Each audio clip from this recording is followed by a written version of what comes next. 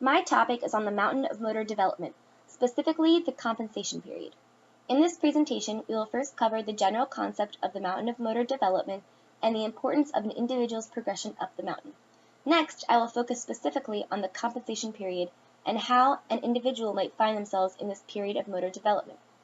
To further your understanding of the topic, I will go over some specific examples of individuals in the compensation period.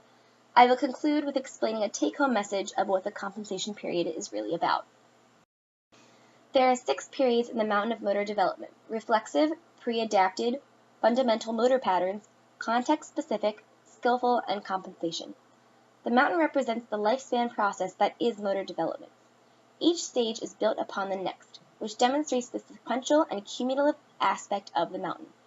For example, without the ability to run from the fundamental motor patterns period, one would not be able to reach the context-specific period for sports like soccer. The way one individual advances up the metaphorical mountain can be completely different from another individual. Although the mountain of motor development has age-related milestones, there are many paths of development to achieve a skill or goal. Individual, environmental, and task constraints influence one's progression up the mountain. The interaction between the constraints and the individual produces a unique motor development lifespan that will lead them to different periods for different skills. Individuals may be in many different periods for different skills.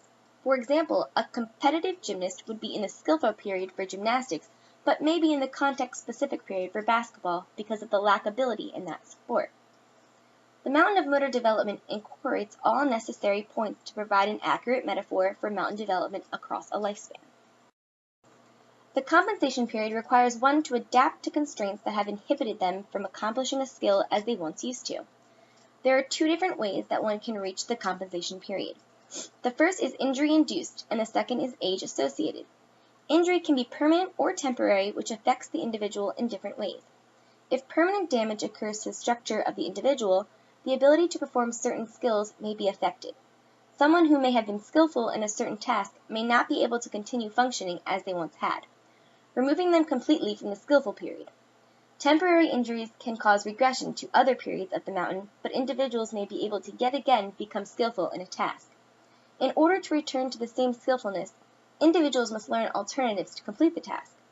This can be a positive aspect of injury-induced compensation. An individual may learn and adapt to a better way of completing a task and achieving a goal. This gives the individual options to get back to their previous level of motor skillfulness. Aging, on the other hand, is a natural way to continue development through compensation. Regardless of regression to other periods on the mountain for some motor skills, most motor function can continue to be developed even with new constraints interacting with the individual. Here are some examples of athletes who have been in or still are in the compensation period.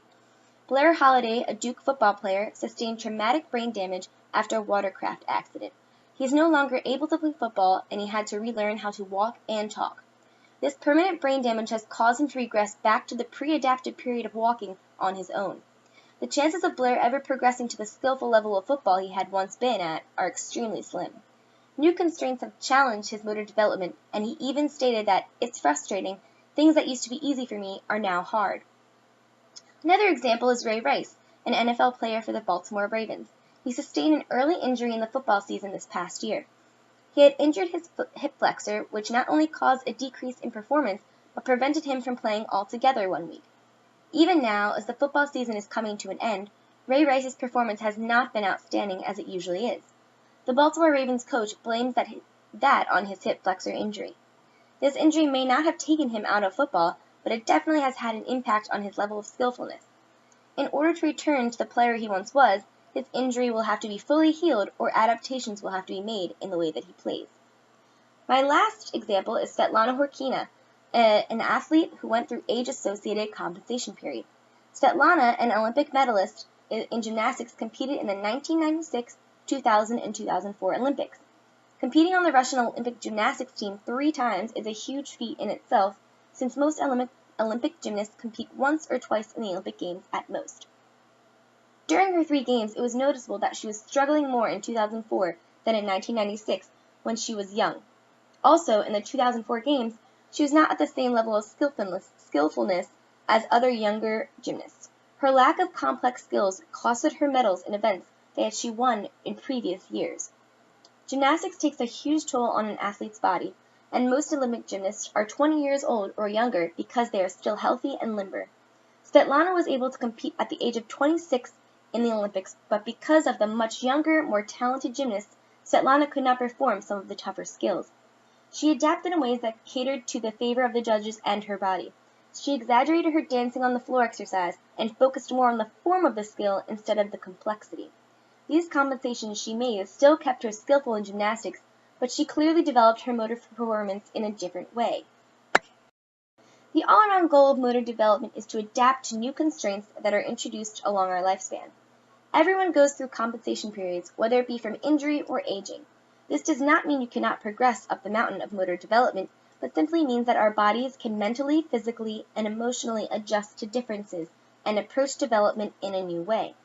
It is important to remember that the compensation period does not hold one back from developing and can even be seen as positive in certain situations. The compensation period is an important stage in the mountain of motor development.